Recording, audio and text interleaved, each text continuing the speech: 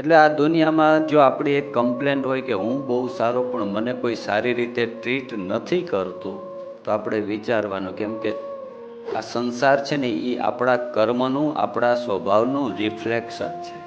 બહુ સમજવા જેવી હિન્દુ ફિલોસોફીની આ વાત છે. ઇંગ્લિશની કહેવત છે, that goes round comes round. તેરા કર્મ હી તુજકો મારે, તેરા કર્મ હી તુજકો તારે. તમે મને એઝ એ હિન્દુ પૂછો, એઝ એ પ્રિસ્ટ પૂછો, all the religion are same, but what is different in Hinduism?